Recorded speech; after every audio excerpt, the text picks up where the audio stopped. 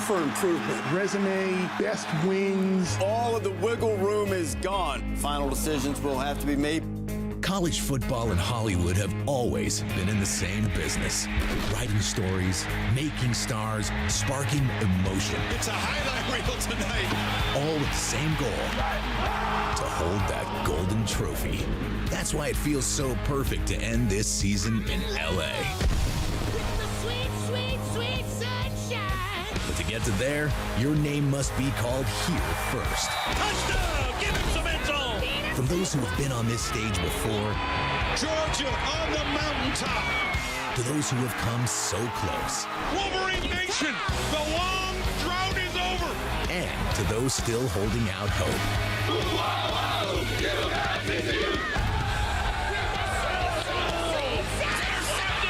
Intercepted! We have our nominees. Now it's time to announce the winners. Welcome to the College Football Playoff Selection Show.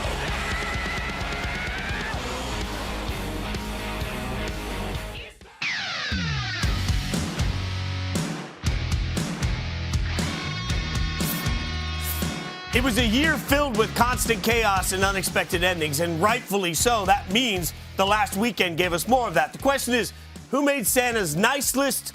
Who ended up on the naughty list? We'll figure it out. Cheeziest presenting Rankings Reaction. I had to go a little naughty and nice. Rankings Reaction presented by Cheeziest. AJ McCarron, Christine Williamson in the letter jacket. I'm Jason Fitz, and the rankings are out. So for the next hour, we will get you caught up on everything you need to know, what it means for the college football playoff. And aptly so, by the way, the Letterman jacket looks spectacular. Thank you.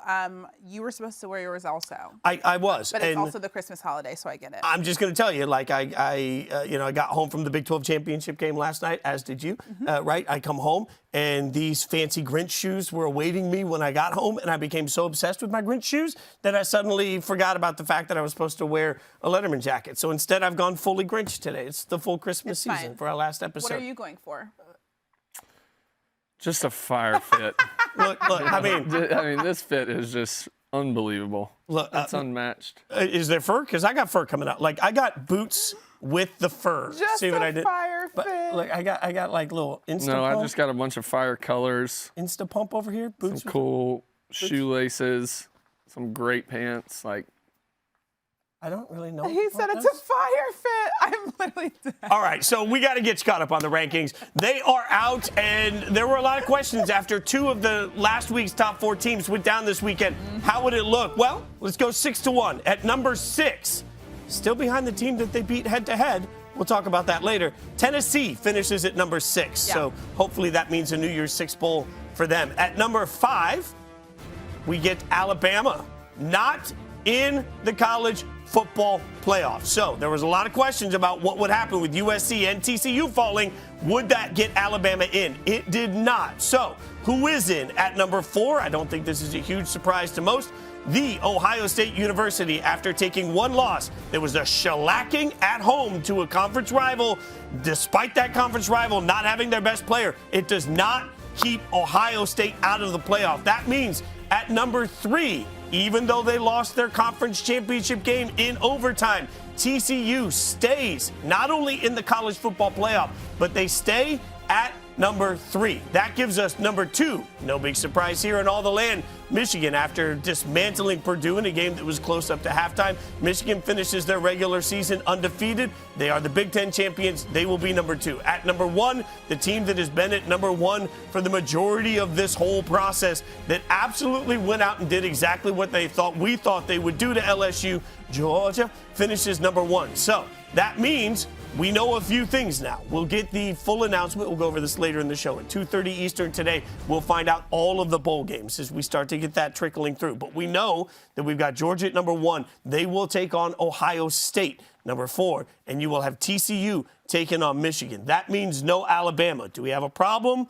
with the fact that TCU lost their conference championship game and they are not punished for it? No. Okay. We talked about that. We talked about that last week with Heather, and she said that they have the wiggle room to be able to lose, especially because it was an overtime game. If it was a close game, we knew that TCU had the ability to stay into the rankings in the top 4, and what could have possibly happened other than that? Like, who else would be in the top 4 if if they were to shuffle things around? I feel like the answer is nobody, so I'm not at all surprised, and I have no problem with it.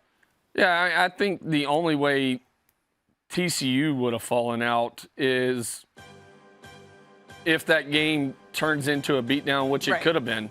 I mean, Kansas State was up 21-10, and then they muffed the punt and give TCU the ball in great field position, and then TCU scores, which changed the momentum of the game. But that was in this second half after Kansas State had already went down and scored to open up the second half, and really changed the whole momentum of that game. Because if Kansas State walks away with that, I don't think TCU gets in, because that's a different beatdown. Or then it becomes a question of, does TCU or Ohio State, whose beatdown looked better, right? Because both of them would have gotten beaten down.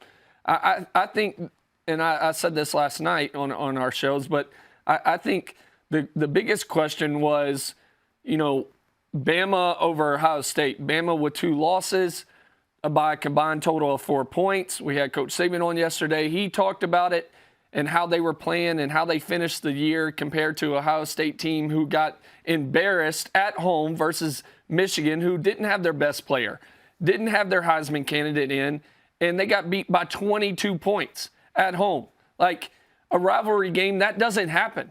Like, rivalry games are supposed to be close, and you got absolutely embarrassed. So I think that was the bigger question, who deserved the 4 spot.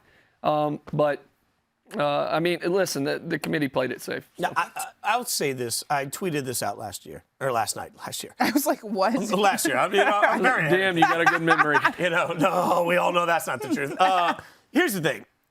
Every team not named Georgia or Michigan at this point has left a yeah, but. And so I don't have a problem with the TCU being where they are. I think it's very deserved, especially the way that game went down. I do have a problem with not having your Heisman candidate quarterback do anything with the ball on 3rd and 4th. I hated the play calling. But TCU left a little bit of a yeah, but. I don't have a problem with that. Like USC left a huge yeah, but. Ohio State has a huge yeah, but. Alabama has a huge yeah, but. Tennessee has, everybody across the board. So on the one hand, I hear the narrative, and I don't think you're wrong, AJ, that the committee played it safe.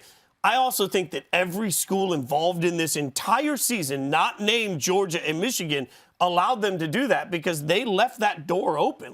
USC could have taken care of business this weekend and had no conversations. Exactly. TCU could have taken care of business this weekend and had no conversations. But they didn't, and that raises some of that conversation. Ohio State could have not gotten blown out. So I just feel like every team this year, other than the top 2, has a fatal flaw. And I would even argue that every team other than Georgia has a yeah, but. I mean, because even Michigan survived multiple times versus really weak teams.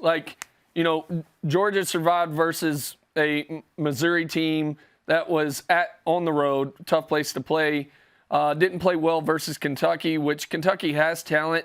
Earlier in the year, people thought Kentucky had a chance to win the SEC leading up. So Michigan was a big yeah, but question mark because of, their non-conference games, canceling the matchup versus UCLA, not having Blake Corum in there. How was their offense going to do? So, and then they squeaked by in multiple games where the teams were not very good. So I think Georgia's literally the only team that you can say, all right, they're,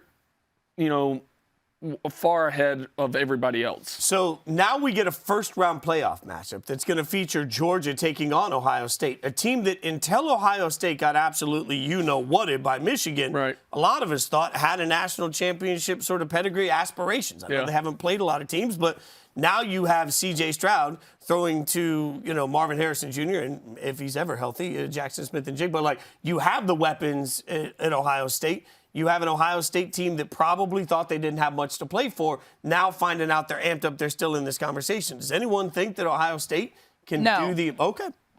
I feel like for the reason that AJ just described, because there's such a huge gap between Georgia and literally every other school in the college football landscape. I feel like Ohio State, I think it'll be a good matchup, but I don't think that this is going to be – I think they have a chance to kind of get blown out also. Yeah, I'm with Christine. Listen, I think Georgia sets the tempo, runs the ball. Their offense is just playing so well right now. All right, They're a pro-style offense. They can, with the 3 running backs they have, they can hand it off. They can play action pass. Like, I think if you're Ohio State and you had those problems versus a team to where they don't have the same amount of weapons that Georgia has, and when they played Michigan, like, I think it's only going to be 10 times worse because now you're facing a team who has just as good of running backs, if not better, when you count all 3 of them. You got 2 really good tight ends that are absolutely monsters, can run, catch, do whatever they need to do.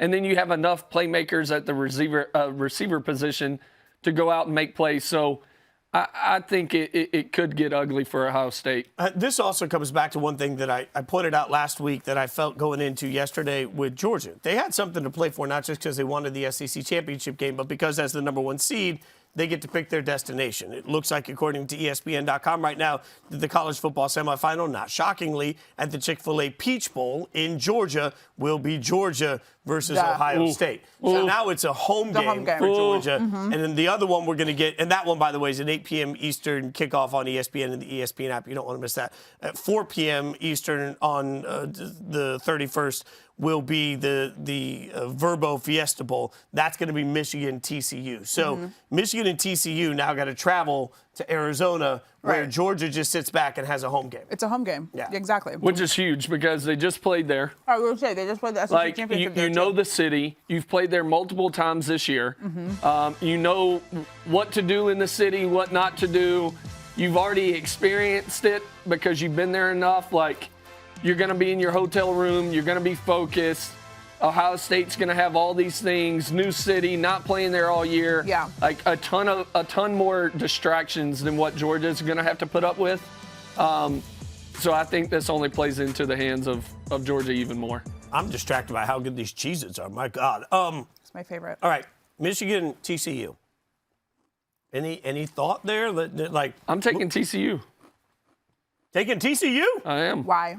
I think watching that interview with Max Duggan yesterday and seeing, and you already knew he was a competitor, but seeing the passion he has behind his game, seeing how much that game meant to him, how he talked about he wanted to bring TCU a championship. Well, he has an opportunity. And yes, it's not a Big 12 championship, but he has an opportunity to bring a national championship to TCU. He's just a guy that I've been high on. Fitz can attest to that. All year. He's been at the top of my Heisman list for most of the year. I think he doesn't have enough people talking about him. And I like Garrett Riley in that offense. I don't like Garrett Riley's, like Fitz said, 2 calls on 3rd and 4 inches to go. Go into that for a second. Like, for anyone that didn't see the game, it's overtime. You got 3rd and goal from the 1-inch line. Important to note that there was a stoppage of play right before it while they reviewed the spot of the ball to see whether or not there was they had 2 reviews. Right. And because on 2nd down, right before that, before 1st down, you had it where Max, they thought he could have possibly scored. Right. He was down 4 inches short of the goal line. Then you run the 1st down play. All right, then you run the 2nd down play where you get in the I formation under center. I think maybe possibly the only 2 plays you've done under center all day long, and you get in the I formation, run an inside zone to the right. You get stopped. They review that because it's a possible fumble, and did he break the goal line? So that's a stoppage. Which is giving Max time. Like, Max Duggan had a huge effort in that game, giving him time to catch his breath. He's catching his breath. And on that, on 4th down, you should go to your best either 2-point play call or your best overall short yardage call and goal line call. And they lined back up into the I, got Max back under center, and they ran a gap scheme. So down, and then they pulled the right guard to kick somebody out. I don't understand that. Like, if you're Georgia, I understand that call because that's who you are. But you're TCU. You don't go under center. You don't run under center I formation schemes. Like, that's not you. Put the ball into Max Duggan's hands. He's led you back. You were down by 11. He led you back and put the team on his back to even tie the game up and send you into overtime. And he's your Heisman candidate. He's your best player by far. Allow him to Let him have a Heisman moment. Exactly, Allow him to have Christine. the chance to win the game. Right. Let him have his Heisman moment. Right. Like, he was having a Heisman game. Exactly. Exactly. There was one play in the fourth quarter where it looked like he was going to get sacked. He comes around the corner. He shows better speed than everybody, runs down the sideline. Yeah, it was a 40-yard game. Yeah, and I'm watching that, and I'm thinking, my God, like, what else do you want this kid to do? It felt like I was watching 80s wrestling where he's, like, crawling back up, and he's like, I can keep doing it. And then you take the ball out of his hands. But I think they win. I think they beat Michigan based off of his competitiveness, the passion he has, and I think they have a ton of weapons. I think from a passing attack, I think TCU's better than Ohio State. And I think their schemes are better than Ohio State's. TCU can sustain drives better than Ohio State can. Ohio State's been a big shot, big play team all year. They haven't sustained drives very well and matriculated the ball down the field. TCU has shown that they can do that. And I think they caused Michigan some problems. It's the biggest question for TCU is their defense show up. Right. Half of the time their defense doesn't show up. So, with Blake Corum not being able to play and he's out for the remainder of the year, how can you play versus, J.J. McCarthy and that offense? Well, whenever we need a Heisman moment on this show, we just bring on one of our favorites. Heather Dinich joins us to give us all of the insight that we need on the committee. And Heather, obviously, we got a lot of questions about the way that this all went down. But I want to ask you a question that's running all over Twitter right now. You know this committee better than anybody. When the committee is figuring out who their top four are they factoring in not wanting Ohio State to play Michigan in the first round? No, they are not. They are instructed to, and Boo Corrigan said that they do not consider rematches in semifinals when they're slotting their top four teams. They do consider it, though, right this second. They're upstairs, and they're doing the rest of the top 25 in the other New Year's 6 bowl games, but not when they're doing their top four. When they did that, what they did look at, what they did consider was TCU's resume against Ohio State's resume. You look at TCU's wins, and I talked to Boo Corrigan about this just minutes ago in the hallway, and he was talking about TCU's regular season win against K-State, which is now a win against the Big 12 champions. That's their number 10 team. That matters, and how they lost that game mattered. But you know what else Boo told me?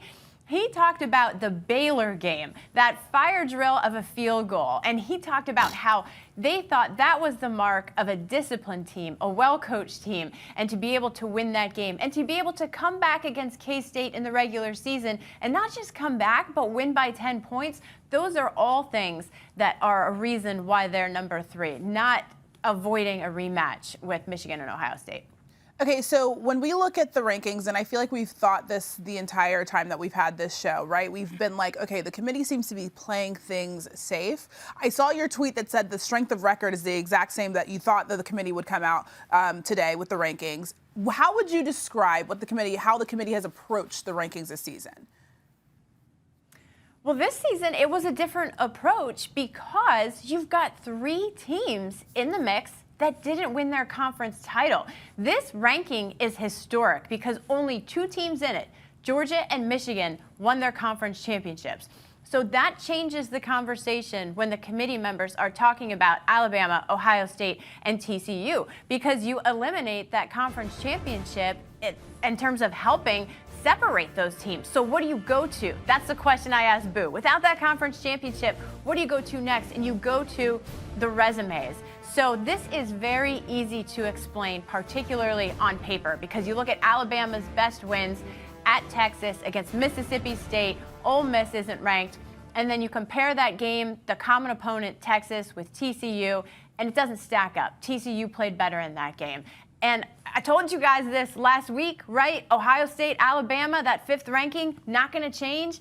Their resumes were complete, so you know Alabama is looking up at Ohio State. They needed help. They didn't get enough of it.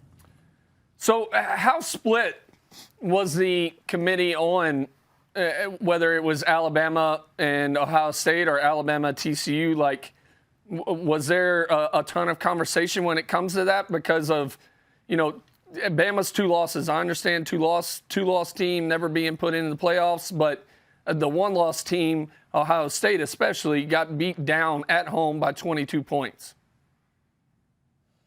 So when they talk about that margin of victory, I'll touch on your last point there first with Ohio State. He also talked about how in the first half of that game, you didn't know who was going to win. And it is important to remember that that was against the committee's number 3 team at the time, Ohio State losing to a top 4 team.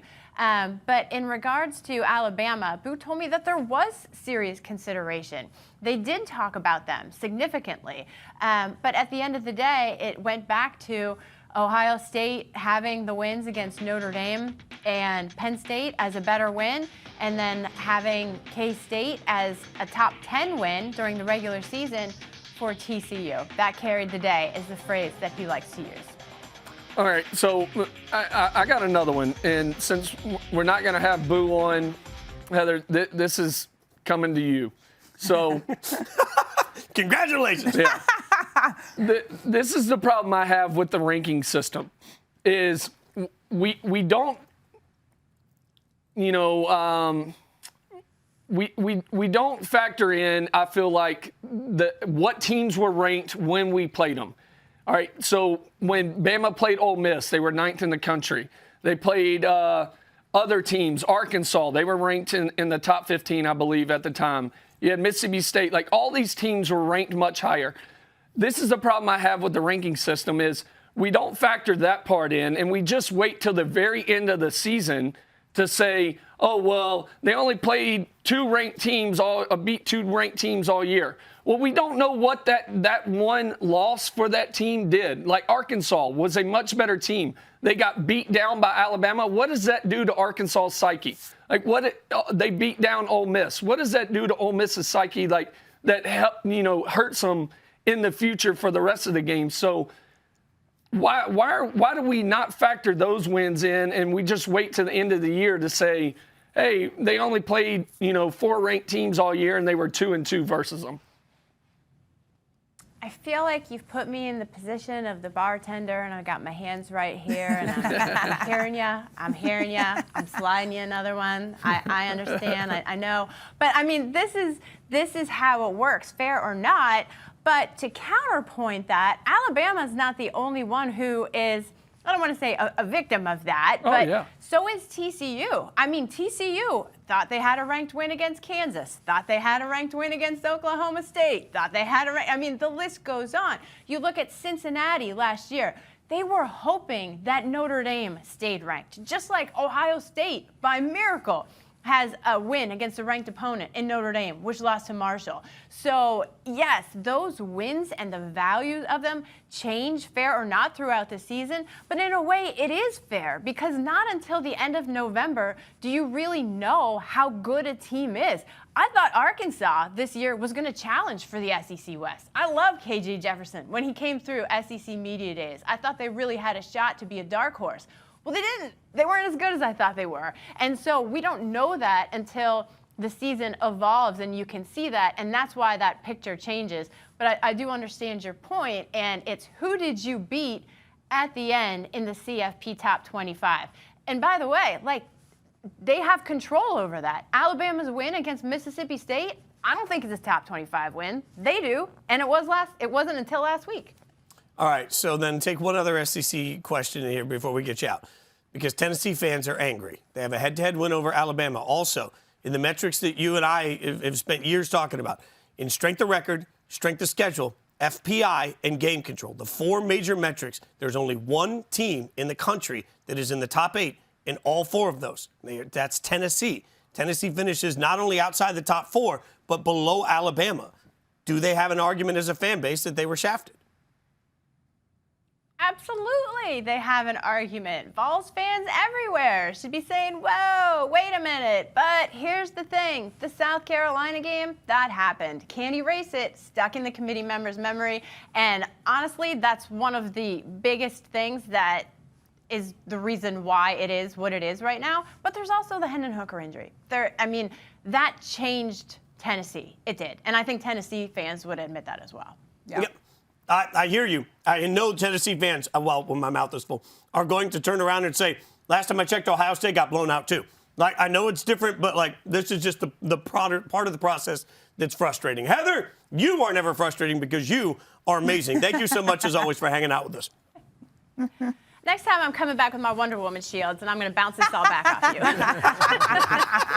I forgot the most important thing. Happy anniversary. Oh, yeah. It's Heather Dennis's anniversary. Thank you. Oh, my gosh. I almost let you go without saying that. Happy anniversary. Congratulations. I hope you get to celebrate some more when we stop making you work all day. Me too. Thank you.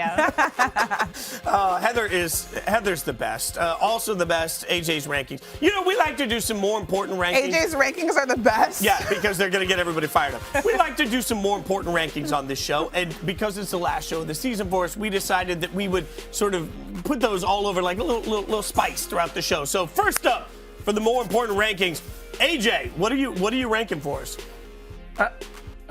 Things I like to do with my boys. Oh, I like that. Like your boys is in your kids, by the way. Yes. Not your boys is in like my boys. your bros. My bros. Right. You want to give the kids a shout out first? Yeah. My oldest, Trip, he's 6. My middle one, Cash, and we call him Cash Money. He's 3. He's about to be 4. He turns 4 in a week or so. And then my youngest, Cruz. So say hello. Those are good names. You guys did a good job choosing names. How old is your youngest? A year and a half. 6'4" year. You're going to have like 3 high school boys at the same time? Yeah. Thoughts and prayers, dude. All right, wait. so you're going to rank for us your favorite thing to do with your boys? Yes. All right. We starting at 6? Yeah, we're starting at 6. I think. I don't know. Yes. Right. Is definitely homework for me. Wait, why? I love helping them, but it's the least of my favorite things to do at the same time. Okay. So are you good with the homework thing? Like, yes, I love like my oldest. He's super smart when it comes to history, science. Like that's what I was good at. So I love doing homework with him, but I also hate it because I get frustrated because some of these things these kids learn, I don't even know where to help. I'm so glad I don't have kids because they'll come to me with basic math and be like, what's this times this? I'm like, yeah. I don't know, get your calculator. Number 5 is going shopping with them. Like, and when I say that, the wife what is kind of included. Things do they buy? Well, it's, they're good kids. So, and I tell them like, hey, if you're good, and then they remind me that they've been really good. And that's the tough part for me because they're like, I want a prize. And then it's like, oh, I really hate getting them presents so much. But, and then the fact that my wife, when I go shopping with her, she'll take 3 hours to just find 3 things. And that sounds amazing. Ooh, yeah, I don't know. Lose it. Like you're better than my parents because my mom used to always say, is it your birthday? Is it Christmas? If the answer is no, don't ask me for anything. Yeah, trust me, I was raised the same way. Number 4 is taking long golf cart rides on our land. That's awesome. That sounds fun. I love it. They love getting on there. We have a huge speaker system on the golf cart. We'll turn some music up, put some tunes on, ride around the land, and look for deer, look for animals. So, how old do they have to be before they can drive the golf cart? The oldest drives.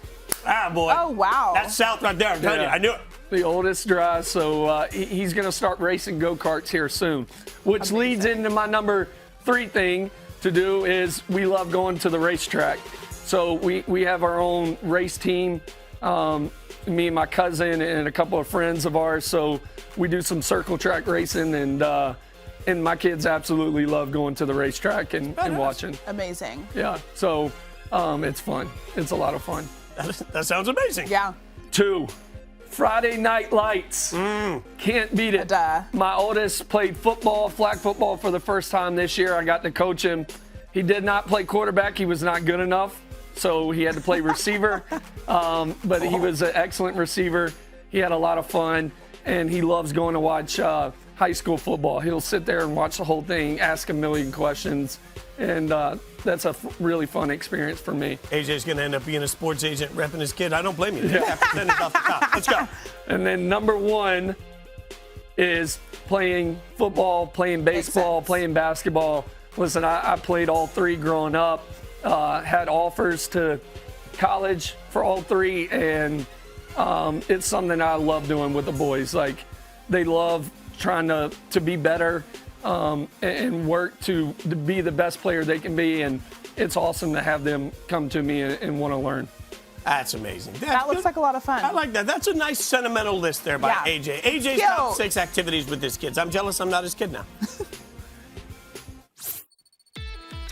All right, so part of the excitement of today is finding out who's going to play in all the bowl games across the country, which includes, I know, I just had to say it that way to get a reaction. Sometimes I feel like I just speak to see if I can get Christine to be like, saying? ow, the action. All right, so today at 2:30 p.m. Eastern, we will find out who is officially playing in all the New Year's Six bowls over the course of the next 24 hours. Schools across the country, including some schools that frankly didn't deserve bowls, will be accepting bowl bids. So we know the drill, right? Like, I mean, come on, 5 and 7 teams. But anyway, what we're going to do now is we are going to give you, on a scale of 1 to 10, because all bowls are awesome. I love all of them. But on a scale of 1 to 10, we're going to give you our excitement for some of the New Year's Six bowls that we're used to seeing. Like, the name of the bowl, the site of the bowl, not this year's matchup, just the bowl in its history. We start with the Fiesta Bowl. So, like, Fiesta How many times did you just say bowl? No. I felt like it was like every other word. Well, you know what? We're not talking about the bowl, the dinner bowl, the history of the game day bowl. Like, Fiesta Bowl? We feel good about the Fiesta Bowl? I feel great about the Fiesta Bowl. I'm going to give it a... Well, look at that little trophy. 7. I'm giving the Fiesta Bowl a 9. I don't really, just because I think we might have a shot at going there this year, and I'm excited about that. So it suddenly leverages it in my history. I'll give it a 7.5. Plus, the weather's good, right? Like, you never have to worry about that when you're out there in Phoenix. Actually, I do want to factor weather into this. I'm going to give it an 8.5. Yeah, all right, AJ rubbing his eyes. AJ, Fiesta Bowl, like 1 to 10. I'm waiting to see if Christine's going to change again, because we never know. Oh, God, I hate it when mommy and daddy fight. I'm going to say 6. A 6. Okay. I never played in it. Yeah, because Fiesta wasn't hosting Natty's when you were playing. I wish they knew the gifts that they were giving. Oh, I didn't factor in. Definitely. Okay, where are you on the Sugar Bowl? I'm going to go, I'll go 7.5. Okay. AJ, thoughts on the Sugar Bowl? 10. Why 10? Because he played there? Yeah, beat LSU there. What gifts did you what was get the swag bag situation like? To be honest with you guys, I can't remember. It was probably like, I think the best thing we had during my time was like a recliner.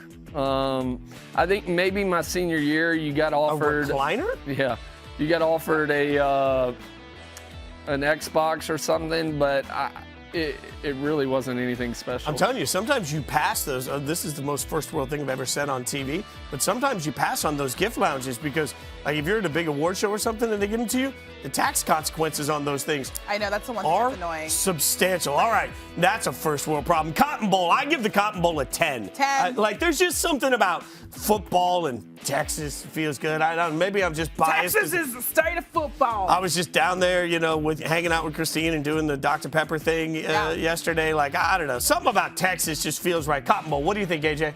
I have good experience playing there.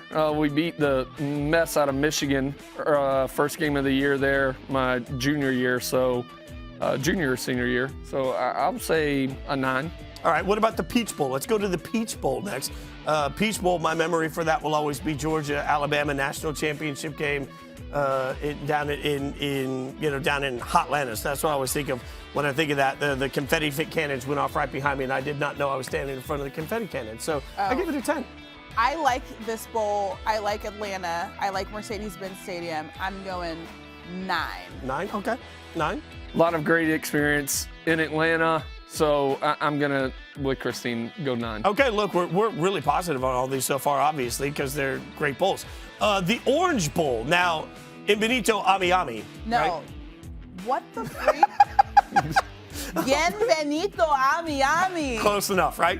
I'm crushing that thing. I love Miami. However, I miss the Orange Bowl, the old Orange Bowl, like the stadium that was destroyed in 2007.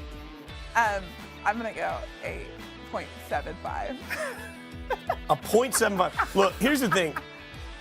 Was that where we were last year? We went to Miami, right? Yeah. Oh, God. I don't know. Here's the thing. Miami's not my city. Not surprising to anybody. I am not cool enough to hang out in Miami. It's Who says that? Me. I'm the one guy that I'm like, I don't know. I can find beach anywhere in the country. Like, I can find. You can't find beach anywhere in the country. I can find a lot of beach that's prettier than Miami, and I can find a lot of clubs that are better than Miami too. So, look, I'm not a Miami guy. I'm going 10.5 now, just for that reason. I'm a 5 on Miami. You want to chime in on this one, real quick? I'm a 5. I'm a 5. I'm a 10. Okay. We always a 10 in my great experience there. Beat Notre Dame. I don't even know if they should have been in the national championship. We beat them so bad, but I love Miami. All right, we end with the granddaddy of them all, the Rose Bowl. I'm saying 10 because I'm scared. Why are you scared? I don't know. You're just scared. Here's the thing, like, I don't know. It's got a parade. That's so true. Maybe that elevates it, but I just feel like it's such an elite bowl, and I have to speak with a British accent or like in proper English. The stadium itself is rough. It's historic. Yes. I mean, if it didn't have so much history, where the stadium itself is bad, but again, a lot of tradition there. We won a national championship there, so I'm going to say 10 also. Yeah, the best thing that ever happened to the Coliseum was Raiders games when I was a kid. It's a 6. It's overrated. The whole thing's overrated. See, that's what I'm scared to do. Now I'm going to stay off my mentions for the rest of the day. That's exactly. That's why. Yeah, don't at me. Or 10. Do, really. Just say nice things. The sound that you hear is the sound of the doors swinging open in the college football playoff. They played better than us today. You come as far as this team has come, to get that close to winning a championship, it's a tough pill to swallow. Our league's different. Our league's tough. Our league's hard. So you've got to set yourself apart. Bennett throws it over the middle. Big old touchdown! Really no option but to play well now. And Georgia is your 2022 SEC champions. They came in, they said, Coach, we're winning the Big Ten championship. We got it. National championship is in the front of their minds. Duggan, how does he have anything left in the tank? This is going to go to overtime. We were literally an inch away from winning the game. Kansas State stops it, and they outlast TCU. It's disappointing, but my hope is we're going to get into the tournament and have a chance to compete for a national championship. All right, it's time to bring some star power into this show. So the great Ryan McGee joining us. Look, let's just start with the most important thing. Heather Dinnitt's celebrating an anniversary. Let's treat this like it's a restaurant on a Friday night. Are we celebrating anything today, McGee? Yeah, we're celebrating that I'm home. I haven't been home in 14 weeks. And I got back like just not that long ago from Atlanta from the SEC Championship game. So, yeah, I'm celebrating that I'm home. I don't know that my family is necessarily celebrating, but I am. I'm also noticing the jerseys directly behind you, and I know that you are a Tennessee alum. So how do we feel about the fact that Tennessee finishes 6th in the final college football playoff rankings? No, you come to me in August, right? And I talked to Peyton Manning about this yesterday. We had him on Marty McGee, and I said, listen, you come to us in August and you say, hey, the college football fairy is going to give you double-digit wins, play on New Year's Day in a major bowl game, and number 6 in the country. You don't care how you get there. You go, thank you very much, and you're done. And that's it. And so, yeah, I think it's disappointing because they were that close. I was at the South Carolina game. That game was over 10 minutes. I mean, it is what it is. But the Alabama thing was wearing me out a little bit about Alabama lobbying so hard, and I get it, trying to get in, but the reality is that it did look super weird, no matter where I went to school, to see Alabama sitting where they were and Tennessee sitting right below them, when the rankings were dropped last week. Thank you for saying that, especially with AJ on set. Also, thank you for not acknowledging the fact that Fitz's last word and that McGee knows that. Just I like that. So, take it up. What am I asking? It's very odd. odd. Question. So odd, very weird. I'm a professional. Okay, let's talk about these matchups that we know we're getting now. Okay, Georgia, Ohio State. We have said that we feel like it's going to be an absolutely brutal rolling by Georgia. How do you feel about that one? I tend to agree with you because, again, I was standing on the sideline last night in Atlanta, and the reality is that game probably could have been a lot worse for LSU than it was. I gave them credit for hanging around like they did. But here's the thing. How many passing yards did Georgia give up last night? A lot. I mean, it was to the point that even, standing on the sideline with the Georgia people, they were like, man, our secondary is shredded right now. And so a lot of that was in the fourth quarter. I get all that. But the numbers were pretty massive, and that was a very heralded secondary. Ohio State, I went up there about 6 weeks ago and did a story about this wide receiving core. They had the weekend off this past weekend. They will have had almost a month and a half, more than a month to get ready for this game.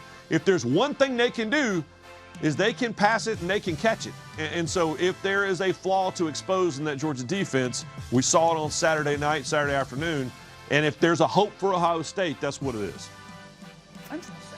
Yeah, to piggyback, since everybody's jumping on Alabama, I think the biggest thing was, Bama playing 2 losses. We'll just leave you to it. No. I mean, hell, Tennessee was the better team this year. I think it was just the fact that Tennessee got beat the way they did to South Carolina is the reason that knocked them to 6 and didn't have them at 5 compared to Alabama's 2 losses. We're at 2 of the toughest places to play in the country. Neyland, people don't know this because it's been a while since Tennessee was, good like they are right now. But Neyland Stadium is a tough place to play. It's 106,000 people, however many. But at nighttime, especially when that place is rocking, it is a tough place to win in. So you get beat on the last play of the game there, and then Death Valley, the toughest place to play in the country, on the last play of the game in that one too. So I think that's what separated those two. But I want to know who you think's going to win it all.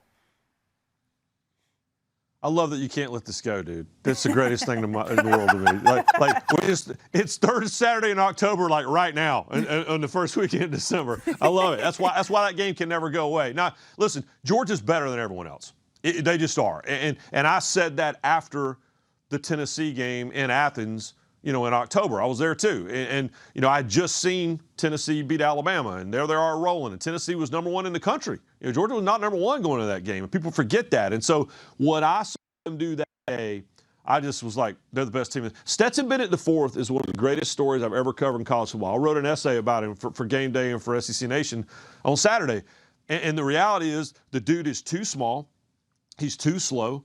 His arm isn't strong enough. The guy's a walk-on. He had to come back to the team twice. Everyone wanted him benched at halftime of the national championship game a year ago, and all he does is win. And he has a chance to, if he does what everyone thinks he's going to do, to retire as the greatest Georgia Bulldog of all time. The numbers are what they are. The win-loss record is what it is. Dude will never buy a beer or a bottle of whiskey, which is apparently what he prefers, in the state of Georgia for the rest of his life. And so he, to me, embodies that team. This is not the team. We knew last year's team was historically good. We didn't think that about this year's team, and the reality is there's better than everybody else. If they're going to lose it, they will have lost it. It's not going to be that someone else won it. Let's talk about Stet a little bit more, because I feel like the conversation when it comes to the Heisman, obviously C.J. Stroud kind of the entire season, and then he was very inconsistent. So then your guy Hendon Hooker got in the conversation, and we know what happened with him and getting injured. And then now it's like, okay, Caleb Williams, but then the Pac-12 championship didn't look like a Heisman moment. Where do you think Stet kind of falls into that conversation? I think he should go to New York. I think he should go to New York. I think Bryce should go to New York. I think the fact that Bryce fell out of the conversation in the middle of the year, even though if you watched, like that Tennessee game, wasn't his fault that he committed all those penalties, particularly in the first quarter, and he played hurt most of the year. So I think that the defending Heisman Trophy, the reigning Heisman Trophy winner should go to New York. I think Stetson Bennett should go to New York. The award has become for the best player on a team that contends for a national championship. Mm-hmm. And Stetson Bennett IV is the leader of that team. It just is. And by the way, I heard AJ say this earlier. Dude, I'm with you. I was sitting in Atlanta at the World Congress Center screaming at my ESPN app, why are you not letting Duggan win this football game? That drove me crazy. It wasn't just a chance to win the conference championship. Mm-hmm. It was a chance to cement your spot in the playoff and a chance to win the guy a Heisman Trophy. I couldn't believe it, because I love what the other Riley does when he calls offense, but I just couldn't believe what I saw there, because it would have been over. Yeah, if he had dove in for to win that game, it was over. All of our ballots would have gone in, and he wins a Heisman. And now I have no idea what's going to happen next week. I'm 100% with you. That was a chance for him to win the Heisman. He would have won it if they win that game. But I'm with you also. I think Max Duggan deserves a trip to New York. I think Stetson Bennett, and then I think Bryce Young for sure. Marty, you're Marty. My God. I just did to you. Goodbye. Thank you. The rule is you call me Marty, I leave. Goodbye. I was was trying to say Marty and McGee, I promise you. But now that I've got you back, if you were the one-man committee, who are the top 4 teams? I think it's the 4 that we have. I honestly, and I'm not just saying this because of my alma mater and also, I think that Tennessee had a legit argument. If we're talking about 2 lost teams, I'm glad that TCU wasn't penalized for losing a game in overtime in a conference championship game, and then we're rewarding a team that didn't play in the conference championship game. I get that argument against Ohio State. Ohio State had a bad day. And, I go back to a year ago. Georgia had a bad night in Atlanta in the SEC championship game. And then what did they do in the playoff? And so I don't believe that Ohio State is as bad as they looked in that Michigan game. I really don't. And so you give Ryan Day and that team a month to prepare. I'm not saying they're going to win the national championship, but I am saying I believe they will look much sharper than they did in the game. Before we let you go, and speaking of professionalism, I want you to get this one last final word from our good friend, Chris Fowler. Respect the event. Respect the event, right? We're documenting an event. So even though you got a funny personality, respect what you're covering. Respect the event. The fact that just happened right there, that's one of the greatest. Y'all, we're going to do one night we're going to do Fitz and McGee After Dark, and we're going to tell a story that I can't believe we just showed that on Somewhat Television. That's amazing. I love you, buddy. Have a great holiday. Thanks for giving us the time. We appreciate it. Y'all the best, and I'm not even going to talk about y'all's Rose Bowl comments because my head will explode. So let's move on to something else.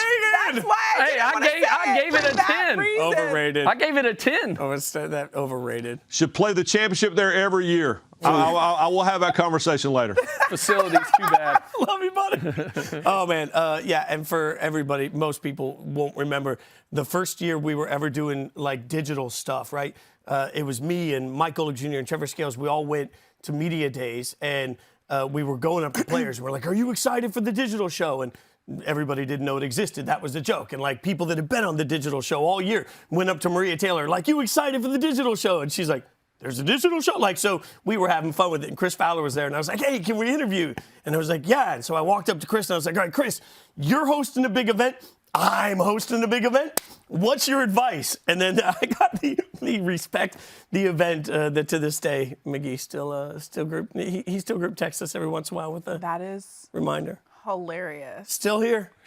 He tried to sun you. He definitely just sunned you. Oh, yeah. That's him sunning you. Yeah, there's no doubt. He was like, hey, little man. Yeah. Respect it. Yeah, I'm still here, Chris, so call me anytime, buddy. I'll take all of the respect advice I can give. I will respect AJ. I will respect Christine's list coming up now. You don't know any of these names today. No, names are sort of optional. It's been a long weekend, okay? Okay. You're going to rank, what are you ranking for? I'm ranking my top 6 fandoms, since everyone's making it and they're confused about it.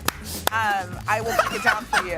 And I will give you the reasons as to why they exist in general. Okay. Starting with number 6. Gotta hook the Raiders Heck no. We go the entire Big 12. Oh, okay. Here's why, okay, people? I worked for the Big 12 Conference for 3 years. I had a little homecoming this weekend when I was back in AT&T Stadium for the Big 12 Championship. It was great to see a lot of people that I used to work with. It was a grand old time. And she was in her moment on the field. She was in her moment. Oh, yeah. I saw some of the people that I hadn't seen before or hadn't seen in a long time. It was great. So for that reason, and the another one. Conference. Okay. Yes, the entire conference. Now, at number 5, we have Oklahoma. Kiss of death. Here's why. Kiss of death. First of all, obviously, they are currently in the Big 12 Conference. However, also Brent Venables, my guy from a school that I attended, is the head coach there. Now, we know it hasn't been great for Oklahoma in his first season at the helm. It's perfectly fine. He has some growing pains. He hasn't been a head coach before. We'll see how that goes. But that is exactly why Oklahoma is at number 5. All right. Number 4 is only because... Kiss of death. Only because I was a huge Hendon Hooker fan this season. Excited. We went to Knoxville twice this season. I had a great time both times. Monica McNutt's boyfriend went to Tennessee. It was alumni weekend when they played Florida, and so I got to see all the things that they did. My good friend Andrea Carter played basketball there, so I have a reason to root for the Vols. Also, Ryan McGee, we love him, right? Okay. At number 3, we have USC. Now, let's go back to the fact that number 6 is the Big 12, and number 5 is Oklahoma. When Lincoln Riley and Caleb Williams went out west, I was rooting for both of them to do well. Also, as I've already mentioned on this show, USC, best dressed team in college football, point blank, period, can't argue it. What fits? Is this just for this year? Yes. So, like, if Lincoln Riley, Caleb Williams... The list is fluid. The list is fluid. Obviously. Okay. Hell, it could change right now. I mean, I could possibly... No, I like how this is ranked. I was going to say I could flip some people. No, this is exactly how it's ranked. Okay. At number 2, it should come as to no surprise to anybody. As a Clemson Tiger alum who graduated with a master's in communication technology and society that worked in the communications office, and I covered that football team. Taj Boyd was my quarterback. Sammy Watkins was my wide receiver. All right. Are you good? There was another quarterback that came right after Taj.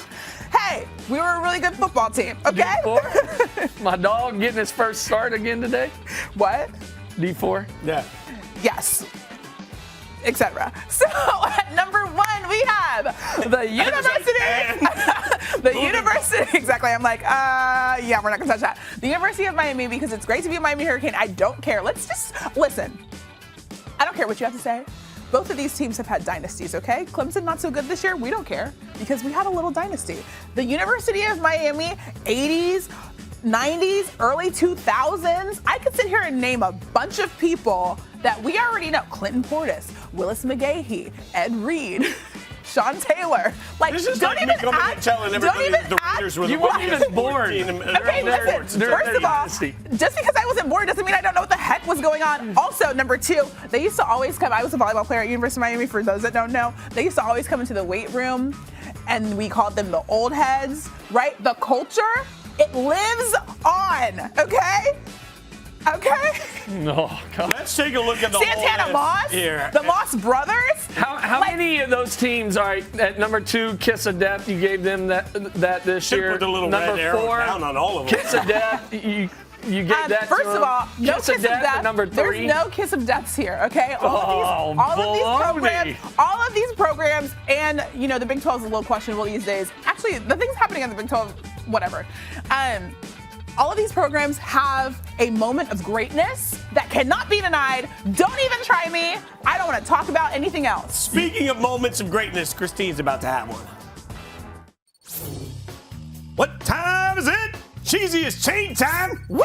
On Saturdays, we award one lucky winner fan on site at Countdown to Game Day with the illustrious Cheeziest chain. I'm a little mad because I was there this Saturday hanging out. I didn't get the boy band memo on Harry and Harry wearing matching suits. I also didn't get the Cheeziest chain. Holland did in Dallas, rooting for TCU in the Big 12 championship. How are we feeling about this one?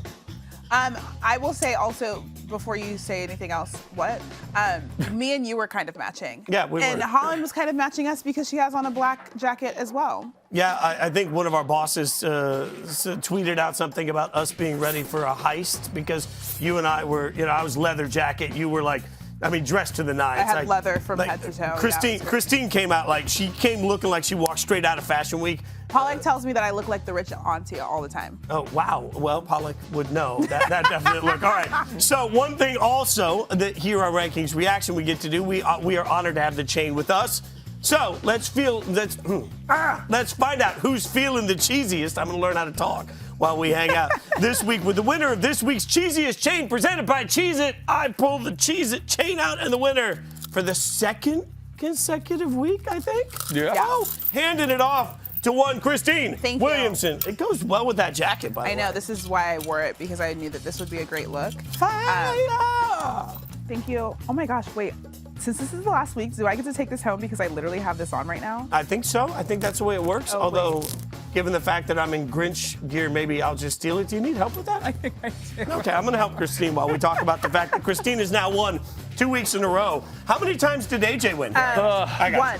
Field won one. You got it? You got it? AJ won once. Me and Fitz won twice. What does that mean? It means y'all got lucky off the points. I lost 3 weeks in a row or 4 weeks in a row off of points. Yeah, when it came down. Excuses. So it's not like you picked better teams. It sounds like an excuse. Wait. You know who to pick. Wow. So what are we doing? Points for, points against here? Like, if we're talking about the standings, I got 2 wins. Christine's got 2 wins. AJ, QB1 has 1. See that? See what I did there? QB1? I know. It sucks. Funny humor. Listen. How do you feel about it? All right, we'll show you how we got here. As AJ pointed out, it is the tiebreaker that got it done. I called for way too many points. Wait, no, it's not. You chose. Wait. Yes. Hey, don't worry about math. We got this. Yeah, easy there. Hey, easy there. Let's just. Okay, look, yeah, you're right. We're going to look pretty right now. Too much. Take care of yourself. And then. Hey, we're sitting. You know what? It's just that sort of day. It's just that sort of day. All right, you're watching Rankings Reaction presented by Cheeziest. Christine Williamson. I'm Jason Fitz. We've got wildly off the rails. You're live. I don't know. The people behind this, the whole crew off the scene is going to get us fired at the end of the day. All right, it's time for one big thing. This is where we give you our big final thought with this top 4. We will start with AJ's big thing. The biggest thing for me is. What is wrong? Oh, God. I'm a child. The biggest thing is, listen, the committee played it safe all year. I think the craziest thing they did was the first ranking of the year, putting Tennessee at number 1 and taking Georgia out of it when Georgia was number 1 in the AP for basically the whole year. Other than that, they played it safe all year. They put the teams where most of the people thought. They didn't take any chances. So maybe next year we'll get a little more wildness to the committee. Retweet for my big thing. Is that allowed? You're just retweet it? Yeah. Not even. Are you going to quote tweet it? Yes, I would quote tweet it because I knew you have to add one sentence. I feel like college football this year was very unpredictable in some ways. So I feel like the committee could have done things that are a little bit more unpredictable if they wanted to, because there was a lot of things that happened on the football field that we didn't necessarily expect to happen. And so I feel like that would have added a little bit more fun and chaos to the college football season. But once again, they played it safe. So I'm going to sort of echo your comments, but I'll take a little twist on it. My one big thing is that y'all got what you wanted, college football fans. College football takes care of itself every year. But for people that every single summer tell me that, it's the same teams, we were in a situation going into the weekend where it looked like we were going to get USC, TCU, yes, Michigan, yes, Georgia, but no Alabama, no Ohio State. I realize that's not the way it played out, but frankly, if you're one of the people that are sitting there saying college football is boring because it's always the same, this year has been none of that. We've had to talk about different teams on this show week in and week out because we've had wildly different rankings and ratings, and as we get the bowl announcements coming today at 2:30 p.m. Eastern, you will be reminded on ESPN how many teams this year weren't good that usually are and how many teams were good that usually aren't. We're not that far away from real conversations we were having about Kansas being better than anyone expected. So I think this year really reminded us that college football, especially in a transfer portal era, is no longer as programmed and predictable as it used to be. This is something to celebrate, even though we got a sort of a predictable top 4, unpredictable season. So they've given their more important rankings. It is time for me to give my more important rankings, which will make a large amount of sense at the end because, let's face it, last week Gary Streisky came on this show. Gary Streisky may or may not have worked in some content I didn't approve of, a picture of his dog. So for my more important rankings, we're ranking Bells. See, hear me out. What? It's that time of the year. At number 6, Belle from Beauty and the Beast, all right? What is happening? I'm ranking Bells. Belle as in Belle, like Beauty and the Beast. You don't like Beauty and the Beast? We work for Disney. I'm so confused. Follow me. It'll work here. At number 5, bell choirs. Christmas time, everybody likes going to church where they have the bell choirs with the little gloves on. And my church does not have bell choirs, just FYI. My church, there ain't no church for me, but the churches I go to during Christmas time to hear Christmas music have bell choirs. Okay. We even got a little hallelujah. Number 4, the recess bell. We can all appreciate that. bell rings. What literally is happening? I'm ranking bells. These are the most literally happening. Random things I've ever seen in my life. Well, we ranked activities with your children earlier, all right? That actually makes sense. Random. Hey, look, I got a bell, and a bell at number 3, the Liberty Bell. I'm not sure why we never corrected, it's cracked. Why not fix the crack? I'm not smart enough to know. But the Liberty Bell, that's significant to America, right? There we go. Number 2 on my list, Carol of the Bells. It's that time of the year. The David Foster version of Carol of the Bells. Oh, chef's kiss. Perfection. See a theme here? Bell, bell, bell, bell, and bell. And the number 1 bell of all the bells, Annabelle. I'm just getting my dog into this show somehow. This was all about making sure that I praised my dog, Annabelle, who's right there for the world. You get Homie on my show, you turn the page, I get Annabelle on my show. That's all I'm saying. She looks so sad.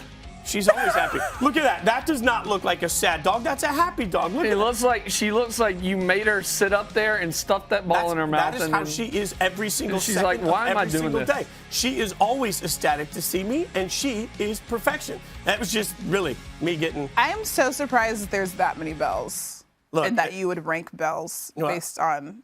Look, it was a very, very heavy-handed way to get Annabelle in the show. That's all I know. We had to think long and hard to find this list. Yeah, we're not lying. Okay, here's what I know. It's taken a whole crew of people that today are really done with our shenanigans and just want us to get the hell out of the studio to make this show happen every single week. We appreciated it. This was the first ever digital show at ESPN, and it still runs strong every year because of you guys that watch it. AJ McCarron, Christine Williamson, I'm Jason Fitz. Thanks for hanging out with Rankings Reaction, presented by Cheeziest. Give me all of them. Oh, wait, big toss. I got one.